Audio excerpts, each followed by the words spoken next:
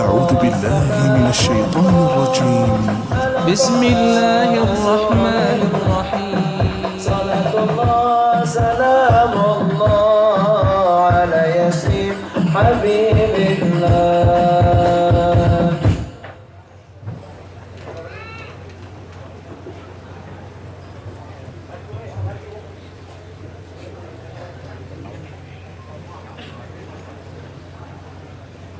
Assalamualaikum warahmatullahi wabarakatuh.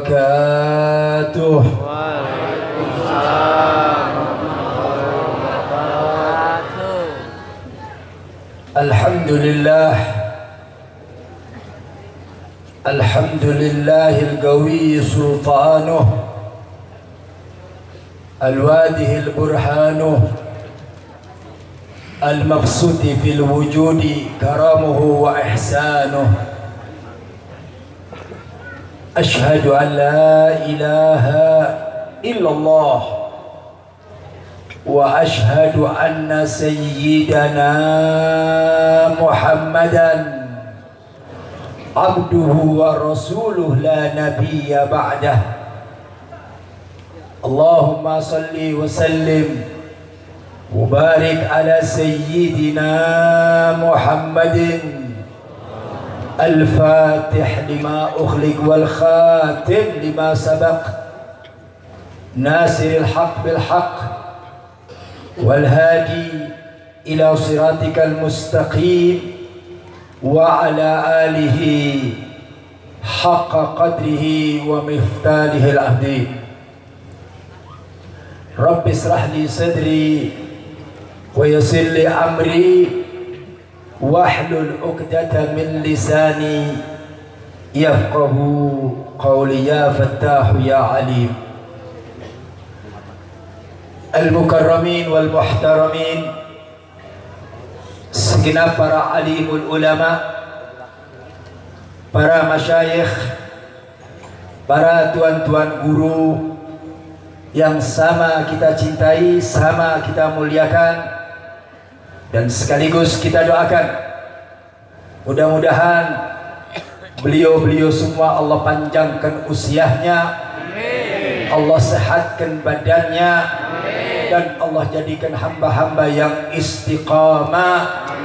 Amin ya rabbal alamin. Dan salam penghormatan yang teramat istimewa saya sampaikan kepada keluarga besar Pondok Pesantren Miftahul Khair yang diasuh langsung dan dibimbing langsung oleh Al-Mukarram wal Muhtaram Kiai Haji Miftah Farid. Kita doakan mudah-mudahan pesantrennya diberkahi oleh Allah Subhanahu wa taala, dan mudah-mudahan beliau Allah panjangkan umur dalam keadaan sehat wal afiat, dan Allah berkahi tempat ini. Amin ya rabbal alamin. Dan tak lupa juga salam penghormatan saya sampaikan kepada Al-Muballigh saudara saya Kiai Haji Miftah Fauzi yang sudah ada di tengah-tengah kita. Kita doakan mudah-mudahan Allah berkahi kehidupannya. Amin ya rabbal alamin. Dan tak lupa juga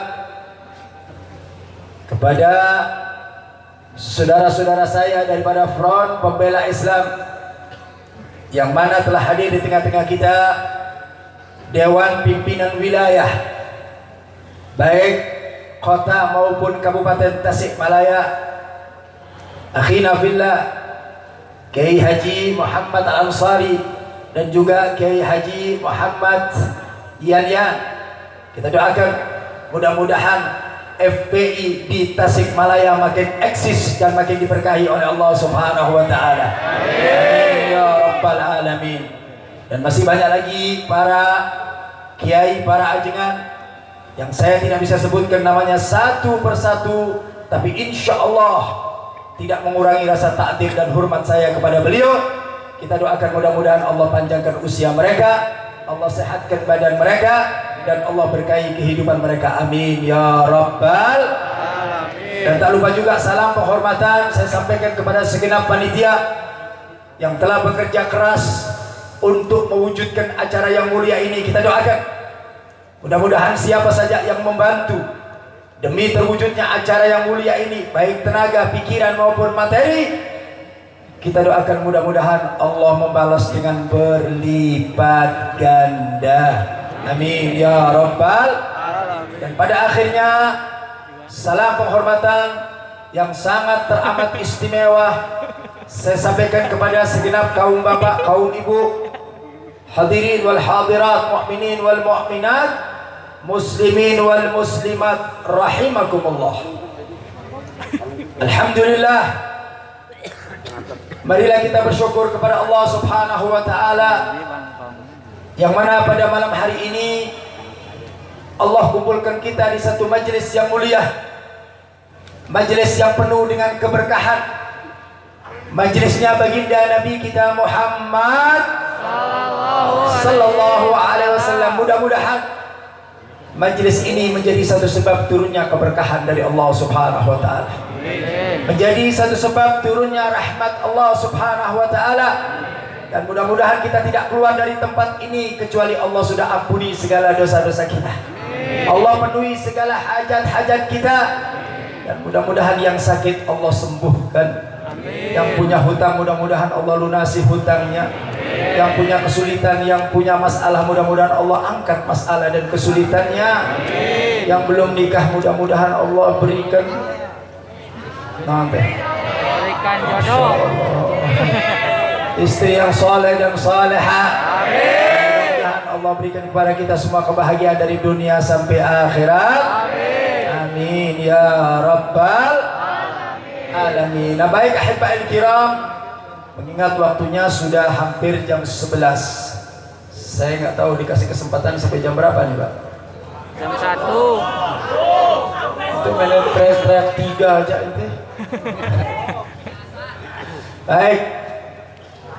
Ada satu doa ibadah Allah, di mana doa ini sering kita baca ketika selesai sholat 5 waktu.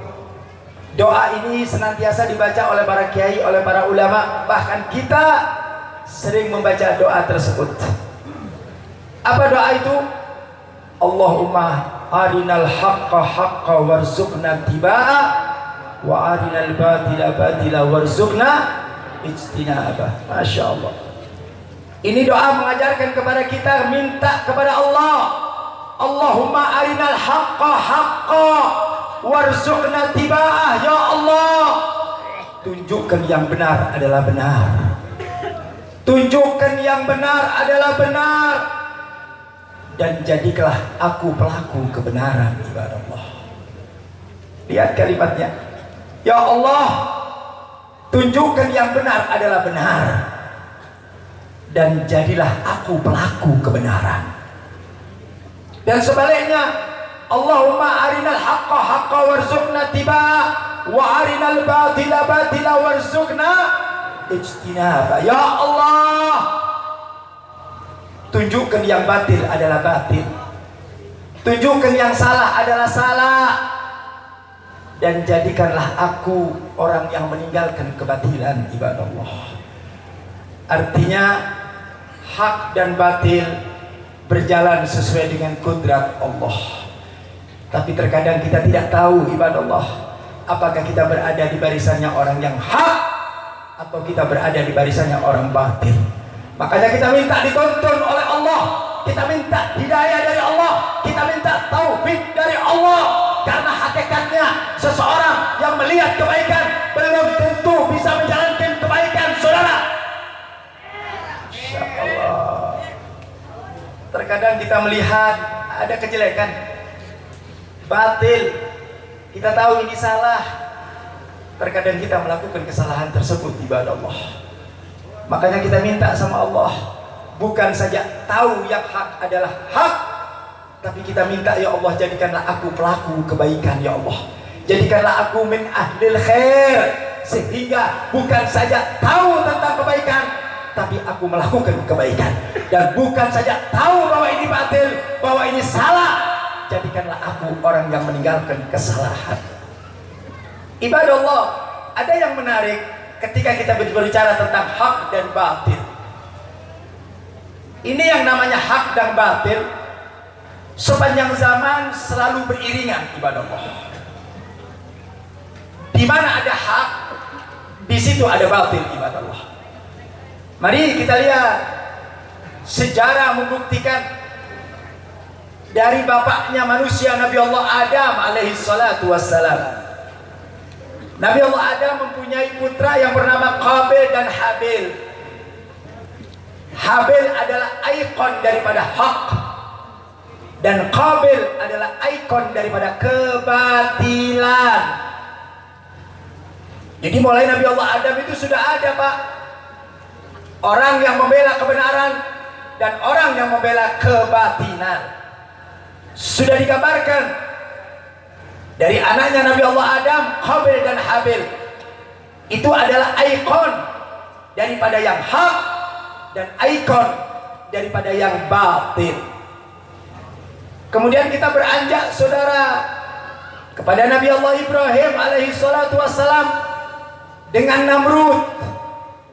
Ibrahim adalah ikon kebenaran yang mempertahankan kebenaran, yang menyampaikan kebenaran dan membela kebenaran. Ikon yang kedua adalah Namrud, saudara. Siapa itu Namrud? Seorang raja yang zalim, seorang raja yang bengis, seorang raja yang tidak adil, seorang raja yang semena-mena ibadah Allah. Beriring antara yang hak dan yang batil ibadah Allah. Enggak sampai di situ. Mari kita lihat Nabi Allah Musa alaihi salatu wassalam, ikon daripada hak, ikon daripada kebenaran, ikon daripada menyampaikan sesuatu yang datangnya dari Allah. Di sampingnya ada yang namanya Fir'aun. Siapa itu Fir'aun, Habib?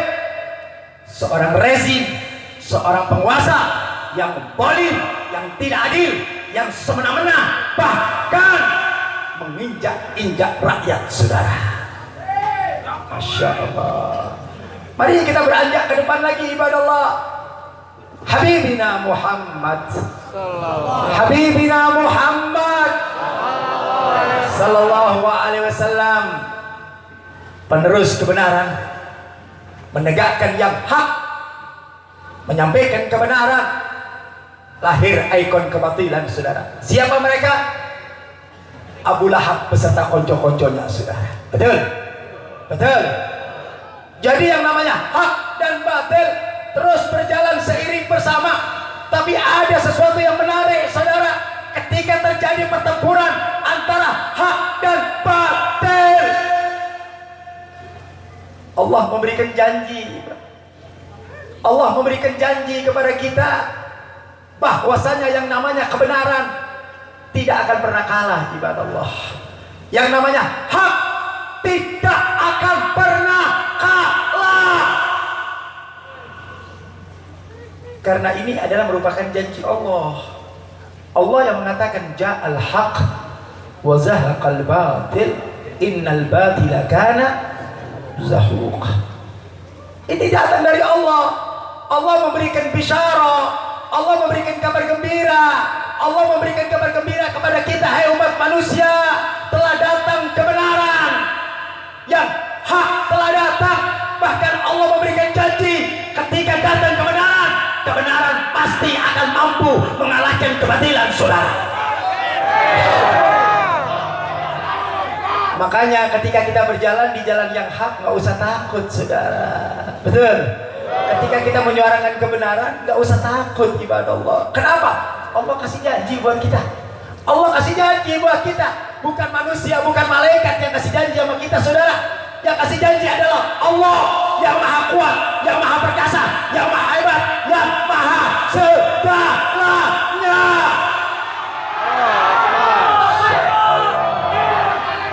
Allah janjikan ja'al haq wa zahaqal batil innal batila kana zahuqa. Lihat pertempuran-pertempuran yang dikerjakan, pertempuran-pertempuran yang terjadi, saudara, antara Nabi Allah Ibrahim dengan Namrud, saudara. Kita lihat Namrud, ikon daripada seorang raja, ikon daripada seorang rezim, ikon daripada seorang penguasa. yang zalim, yang tidak berlaku adil kepada rakyatnya, yang kejam, yang bengis saudara. Tapi pada satu saat, pada satu pertemuan, ketika terjadi pertengkaran dan pertempuran antara Nabi Allah Ibrahim dan Namrud, maka Nabi Allah Ibrahim mampu untuk memenangkannya saudara. Masya Allah. Ini janji Allah. Makanya Nabi Allah Ibrahim gak pernah takut saudara ketika dia menyuarakan kebenaran. Begitu juga Nabi Allah Musa alaihi salatu wassalam. Nabi Allah Musa yang dia hadapi adalah Fir'aun. Siapa yang tidak kenal Fir'aun saudara? Masya Allah. Fir'aun adalah ikon seorang pemimpin yang zalim. Fir'aun adalah ikon daripada pemimpin yang tidak adil. Fir'aun adalah ikon daripada pemimpin yang berbuat semena-mena saudara. Tapi Nabi Allah Musa alaihi salatu wassalam sebagai nabi dan rasul yang diutus oleh Allah untuk menyampaikan kebenaran, takut? Tidak saudara. Contoh Nabi Allah Musa, padahal dia tahu yang dia hadapi adalah Fir'aun saudara. Tidak ada kerajaan yang paling hebat waktu itu kecuali Fir'aun saudara. Bahkan saking dolimnya Fir'aun gak kepalang tanggung. Bukan saja mengaku dirinya sebagai malaikat, tapi beliau mengaku dirinya sebagai Tuhan. Masya Allah. Apa kata Fir'aun? Ana rabbukumul a'la. Aku adalah Tuhanmu yang paling tinggi saudara. Kenapa? Karena pada waktu itu di kota Mesir berada dalam genggamannya Fir'aun saudara. Nggak ada yang berani ngebantah, nggak ada yang berani mengkritik saudara, tidak ada berani yang menyampaikan kebenaran saudara. Semuanya takut dengan Fir'aun karena mereka tahu kalau mereka menyampaikan kebenaran, kalau mereka mengatakan hak, mereka akan mati di tangannya Fir'aun saudara. Lahir Nabi Allah Musa alaihi salatu wassalam, diutus oleh Allah seorang rasul yang akan menyampaikan kebenaran. Lihat Nabi Allah Musa. Nabi Allah Musa tahu bu, pak, yang dia hadapin adalah Fir'aun, dia tahu. Fir'aun adalah kejam, dia tahu. Fir'aun adalah zalim, dia tahu. Tetapi keyakinan Nabi Allah Musa bahwasanya yang namanya kebenaran pasti Allah berikan kemenangan. Betul? Betul. Terjadi pertempuran saudara. Terjadi pertempuran antara yang hak dan yang batil. Antara Musa dan Fir'aun terjadi pertempuran dengan dahsyatnya. Akhirnya lagi-lagi yang namanya hak Allah berikan kemenangan saudara. Mampuslah Fir'aun ibadah Allah. Betul. Matilah Fir'aun. Betul. Yang terakhir Habibina Muhammad. Habibina Muhammad, manusia paling mulia, manusia paling agung, manusia paling dimuliakan oleh Allah. Ketika menyuarakan kebenaran, di sisi batil ada Abu Jahal beserta konco-konconya. Ada Abu Jahal, Abu Lahab, Abu Sofyan. Abu Janda belum lahir saudara. Betul? Abu Janda belum. Tapi saya yakin kalau waktu itu Abu Janda lahir, maka Abu Janda menjadi konco-konconya Abu Lahab saudara. Betul? Betul? Tapi lahirnya sekarang. Abu Janda lahirnya sekarang. Makanya Abu Janda yang diwarisi adalah karakternya Abu Jahal. Betul? Makanya jangan kaget kalau Abu Janda bikin statement macam-macam. Jangan kaget karena Abu Janda tetesan daripada Abu Jahal saudara. Masya Allah. Betul? Betul? Terjadi peperangan saudara antara Abu Jahal dan konco-konconya bersama Habibina Muhammad yang menegakkan kebenaran. Terjadi pertempuran, terjadi perang.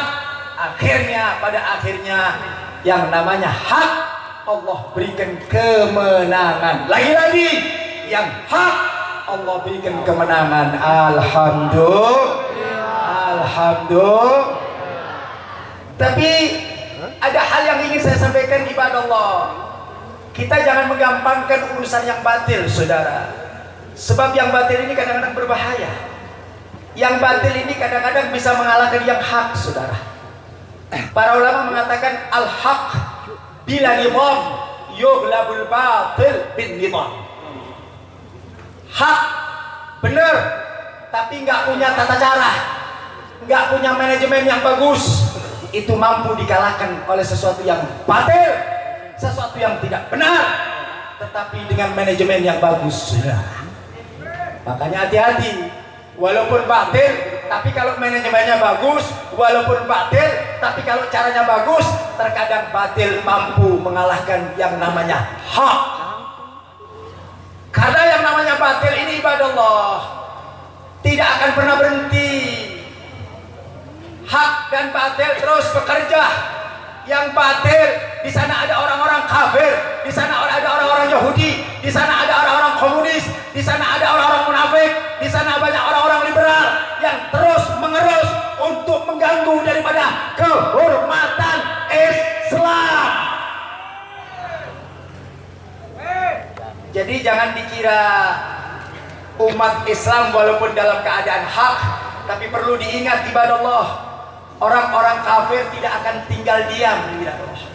Orang-orang kafir tidak akan tinggal diam. Mereka akan bekerja 24 jam, saudara. Untuk apa, Habib? Untuk merongrong umat Islam. Betul? Betul.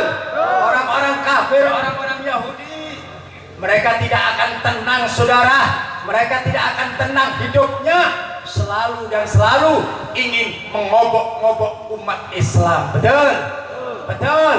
Umat dari umat kafir dan orang-orang Yahudi, mereka akan terus menerus, saudara. Untuk apa? Untuk memecah belah umat Islam, untuk mengacak-acak umat Islam, untuk menghancurkan umat Islam. Sampai kapan, Habib? Mereka tidak akan berhenti, saudara, untuk menghancurkan umat Islam sampai kiamat ibadah Allah. Makanya umat Islam harus waspada. Umat Islam harus hati-hati. Jangan kalau ada orang kafir teh rangkul-rangkulan, ada orang Yahudi teh rangkul-rangkulan. Dasar umat Islam teh goblok. Benar gak? Orang kafir dicium tangannya, kurang ajar enggak? Ada orang kafir dicium tangannya sama orang Islam, Pak. Dipersilahkan masuk masjid. Hei, kalian tidak sadar? Allah larang kalian, saudara. Allah kasih warning, Allah kasih takdir buat umat Islam.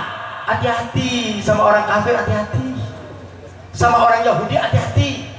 Habib jangan jadi provokator, Habib. Kok provokator? Saya bukan sedang memprovokasi, saudara, tapi saya sedang memberikan pemahaman dari Al-Quran. Ini adalah Al-Quran, ini adalah ayat Allah. Ketika saya menyampaikan ayat Allah, bukan provokasi, saudara. Yang namanya ayat Allah wajib untuk kita sampaikan, saudara. Betul? Betul. Wajib kita sampaikan, saudara, Al-Quran. Jadi jangan sedikit kalau saya ngomong keras, hati-hati, Habib teh provokator. Habib teh sedang ngompor-ngomporin orang. Habib teh sedang opret. Betul? Betul. Habib teh dikit-dikit dicurigain orang, gini-gini dicurigain orang. Benar enggak? Mana orangnya teh? Mana orangnya teh? Mana orangnya teh? Benar enggak? Ngomong kenceng dikit, Habib teh entong kenceng-kenceng. Habib teh memang aliran rock. Paham tuh? Paham. Jadi bukan saja yang namanya penyanyi itu ada dangdut, ada rock.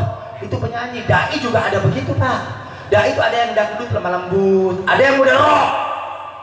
Ya keras. Nah begitu kita sampaikan dengan sesuatu yang rock, nggak apa-apa. Yang penting yang disampaikan adalah yang benar. Betul? Betul. Kalau kita nyampaikan kebenaran, hati-hati, provokator.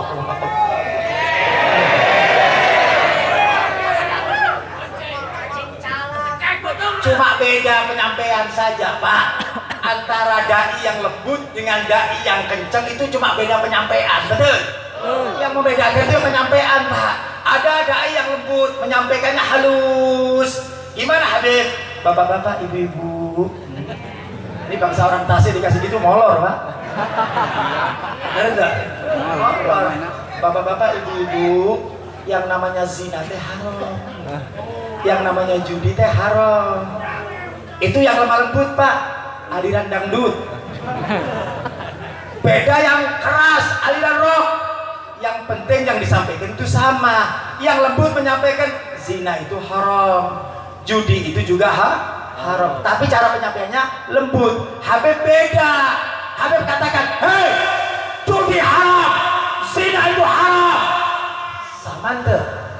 Sama. Haram-haram juga, betul? Haram-haram juga, cuma beda penyampaian. Paham? Paham? Karena masyarakat kita ini kalau ada dai yang kenceng, ada dai yang vokal, ada dai yang keras, hati-hati, hati-hati, hati-hati. Emang maling di hati-hati kita, Pak? Emang kita lagi rampok nih di surat hati nih, ya kan? Orang itu macam-macam. Tadi guru kita, ya, Kiai Miftah, penyampaiannya lugas, kenceng, keras. Dan memang begitu. Habibina Muhammad, suri tauladan kita. Laqad kana lakum fi Rasulillahi uswatun hasanah. Contoh yang terbaik adalah Habibina Muhammad. Mari kita buka sejarah, saudara. Asy-Syama'il, sejarah baginda Nabi Muhammad. Bagaimana beliau ketika berdakwah, bagaimana ketika beliau berjatuh, angkat suaranya. A'la sautu wah marot ainu. Suaranya diangkat, saudara. Bahkan matanya merah Nabi. Ini Habib masih belum merah. Belum merah, belum. Bentar. Masih belum kayak Nabi, Pak. Nabi suaranya diangkat, Pak. Matanya merah. Ka'annahu mundirul jaysh. Seperti Nabi sedang mengomando pasukannya untuk perang, saudara. Habibina Muhammad. Habibina Muhammad. Baik, kita kembali, saudara, dengan apa yang dinyatakan oleh Allah Subhanahu wa taala. Jadi apa yang saya mau sampaikan ini adalah Al-Quran, saudara. Kira-kira kalau ada orang nggak percaya sama Al-Quran, hukumnya naon? Kafir. Kalau ada orang tidak mau pakai hukum Al-Quran, nah orang-orang itu namanya apa? Kafir. Nggak boleh.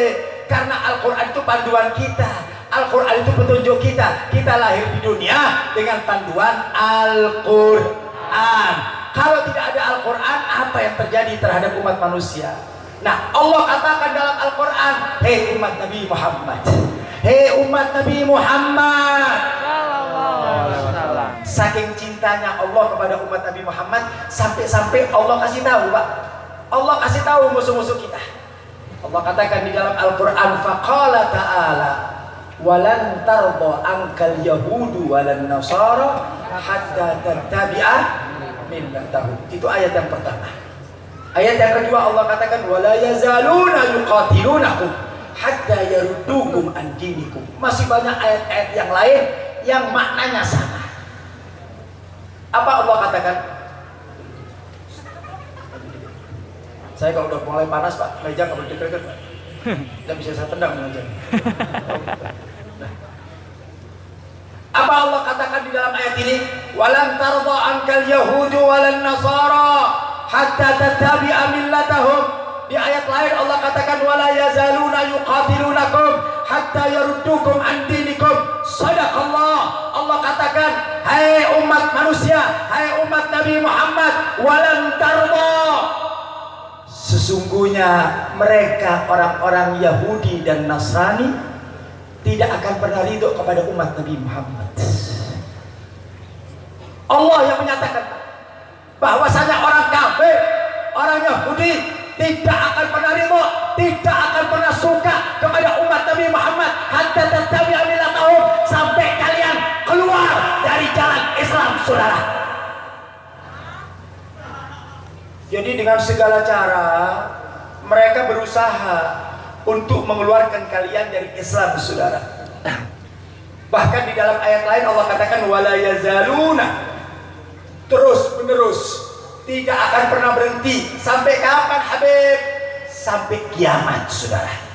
Yang namanya orang kafir, yang namanya orang Yahudi tidak akan pernah berhenti ibadah Allah, terus dan terus untuk bikin kegaduhan, untuk memecah belah umat Islam dan menghancurkan umat Islam. Karena ini adalah merupakan nas dari Allah, ini adalah merupakan pernyataan dari Allah yang wajib untuk kita yakini kebenarannya, saudara. Betul?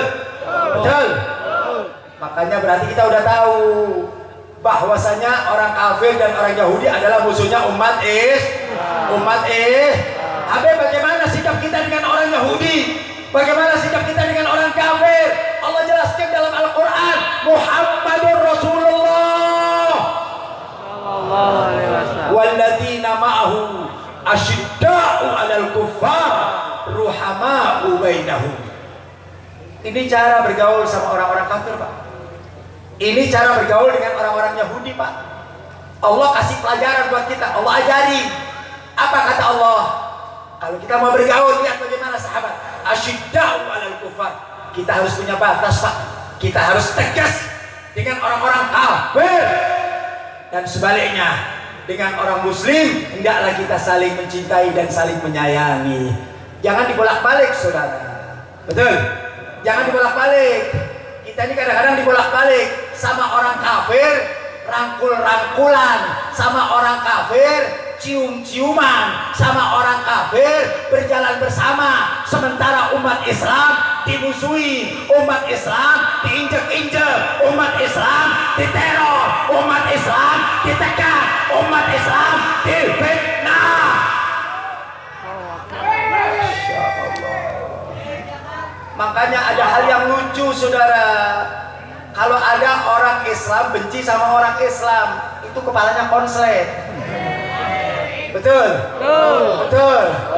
Kalau ada orang Islam curiga sama orang Islam benci sama orang Islam musuhi orang Islam, berarti di kepalanya ada urat saraf yang konslet, saudara.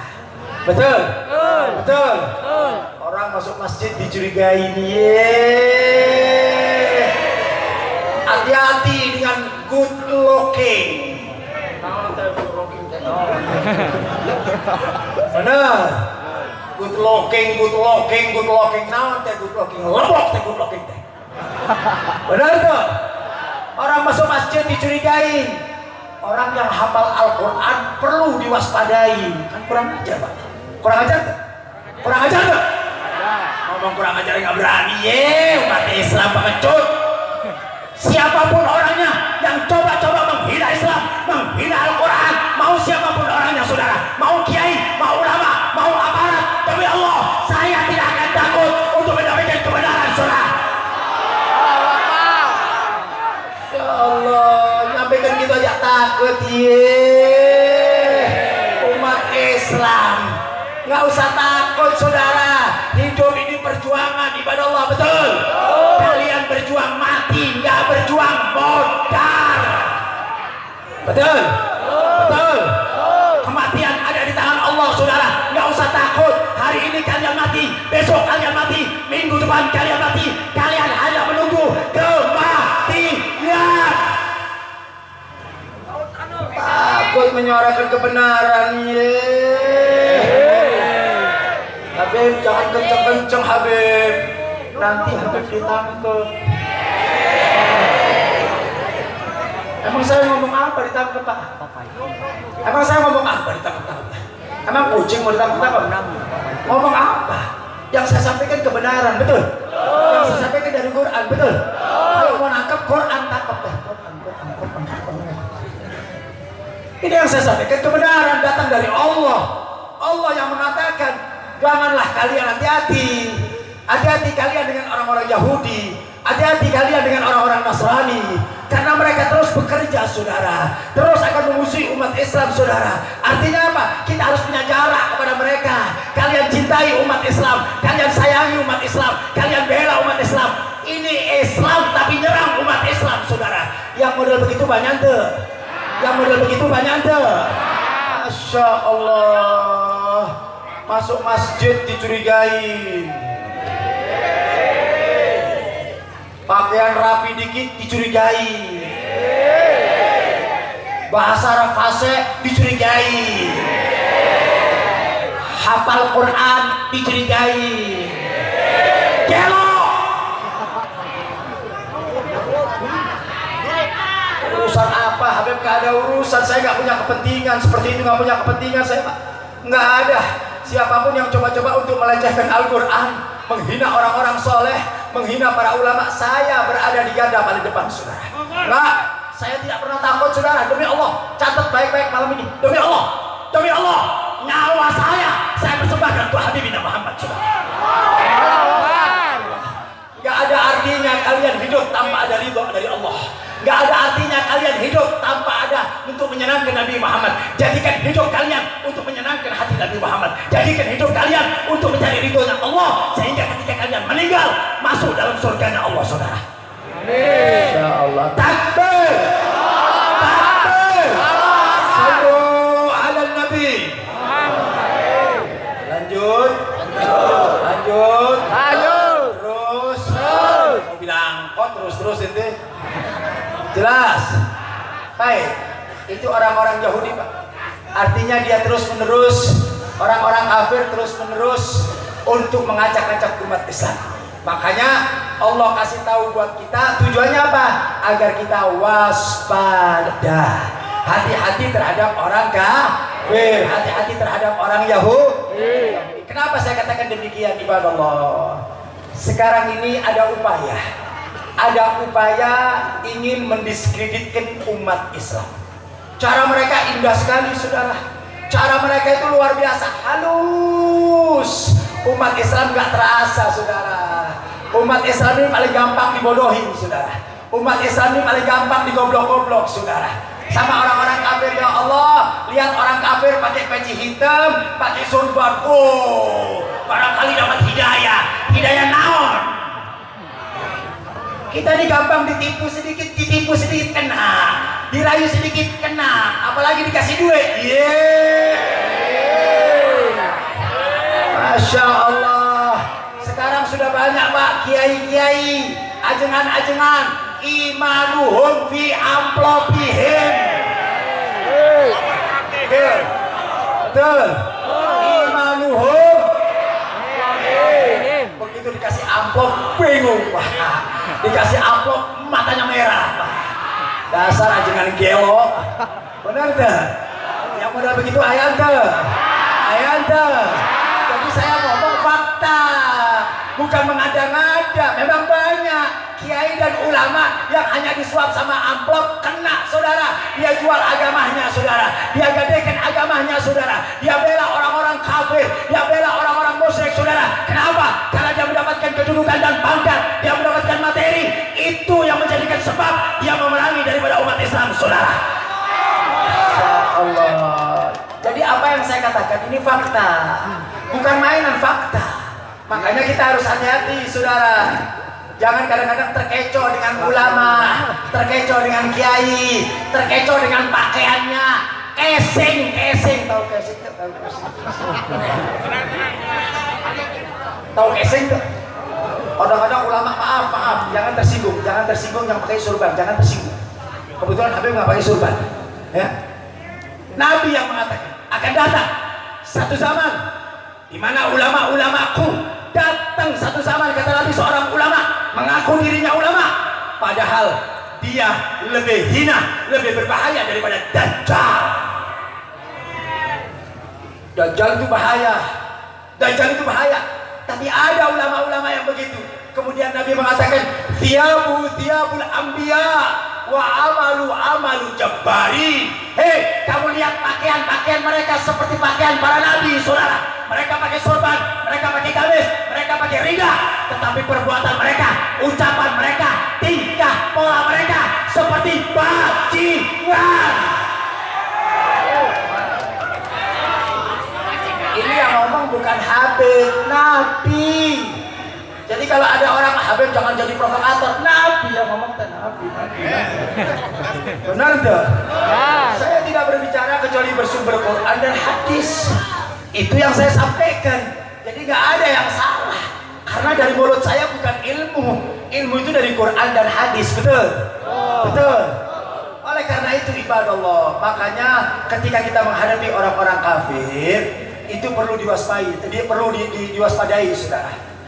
Kenapa saya katakan demikian? Karena ada satu indikasi, ibadah Allah. Sekarang orang-orang kafir ini, orang-orang Yahudi mencoba untuk merongrong umat Islam, untuk menghancurkan daripada umat Islam. Saya teringat ketika saya ngisi di pesantren seperti ini, saya teringat ibadah Allah 30 tahun yang lalu ketika saya masih berada di pesantren, ibadah Allah. Ini kan pesantren nih, pesantren Miftahul Khair. Mudah-mudahan lahir di tempat ini anak-anak yang soleh dan soleha, pejuang Nabi Muhammad SAW. Saya teringat ketika saya di pesantren, kata guru saya bahwasanya pesantren adalah benteng terakhir umat Islam. Pesantren adalah benteng terakhir umat Islam. Makanya orang-orang Yahudi, orang-orang kita yang kepalanya sudah terjangkit dengan penyakit liberal, mereka akan miris, mereka akan memandang sebelah mata dengan pesantren. Dulu zamannya saya mau masuk pesantren, Pak. Masya Allah. Dulu zamannya saya mau masuk pesantren, itu orang tua saya itu dikomporin sama tetangga. Mereka datang ke tempat ibu saya, ke orang tua saya sambil mengatakan, mau ngapain? Itu Habib mau pesantren. Pesantren mau ngapain? Pesantren itu tempat yang jorok. Pesantren itu tempat yang kumuh. Pesantren itu santrinya suka bulukan. Bener tuh, bener tuh. Pesantren itu pakai sarung, baunya nggak enak. Jadi dikesankan pesantren itu jorok. Nah, orang-orang tua pada saat itu berpikir, iya juga ya. Pesantren itu tempat orang jorok. Habis nyuci piring sendiri, nyuci baju sendiri. Kadang-kadang kita nggak bersih sama badan. Kalau di rumah kita teratur, kalau di pesantren kadang-kadang kita kurang bersih, sehingga kesannya pesantren adalah jorok. Itu sampai sekarang, Pak. Sampai sekarang orang menilai bahwa pesantren itu jorok. Bahkan tidak sampai di situ, ibadah Allah. Nggak sampai di situ. Apa mereka katakan? Anak-anak kalian jangan masuk ke pesantren. Jangan. Kenapa? Pesantren itu masa depan suram. Kurang ajar gak? Kurang ajar gak? Kurang ajar gak? Pesantren itu nggak punya masa depan. Bu, kalau punya anak perempuan, jangan mau dilamar sama anak pesantren, Bu. Kenapa? Anak pesantren itu masa depan suram. Masa depan anak pesantren itu nggak punya apa-apa. Karena tiap hari cuma mereka belajar kitab kuning. Mereka nggak punya duit, mereka nggak bisa bisnis. Makanya kalau orang mempunyai menantu anak pesantren, siap-siap miskin. Kurang ajar tuh. Kurang ajar tuh. Nanti saya akan jawab satu persatu, saudara. Saya akan jawab pemikiran-pemikiran liberal model seperti ini.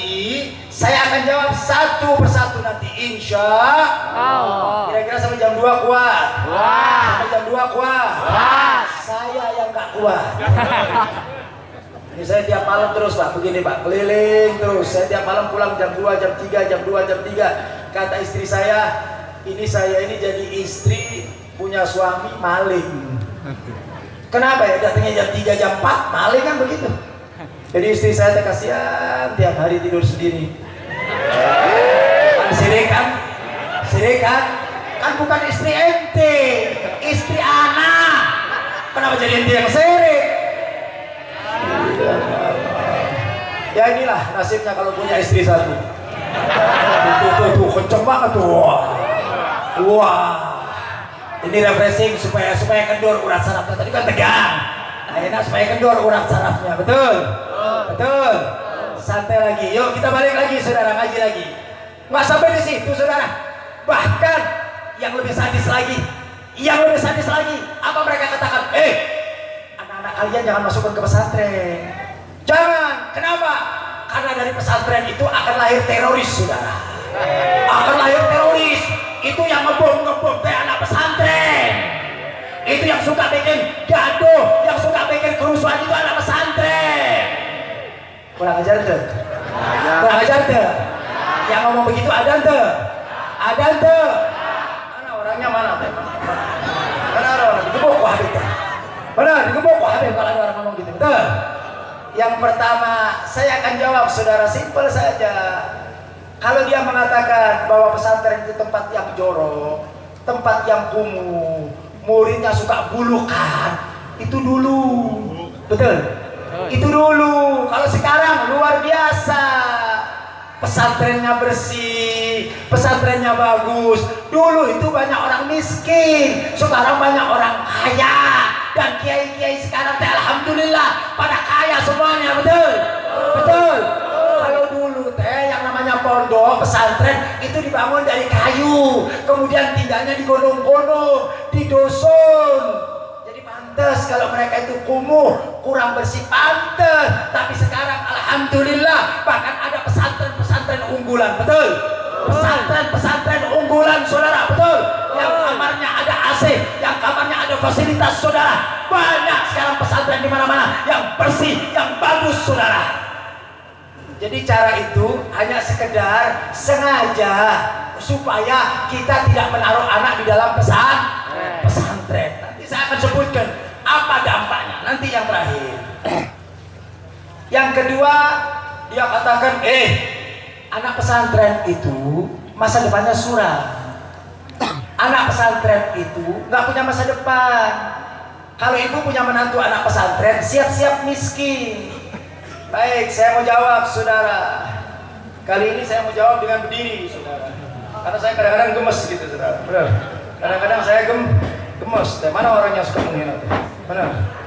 Kalau ada orang mengatakan, hei, itu pesantren, masa depannya gelap, masa depannya suram. Saya alumni pesantren, saudara.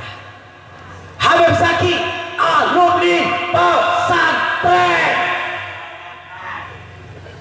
Jangan kira bahwa masa depan saya gelap, saudara.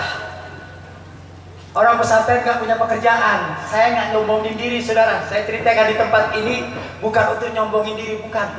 Tetapi saya akan memberikan motivasi kepada bapak-bapak semuanya bahwa آمين يا الله يا رحمن يا رحيم أنت الجواد العليم وأنت نعم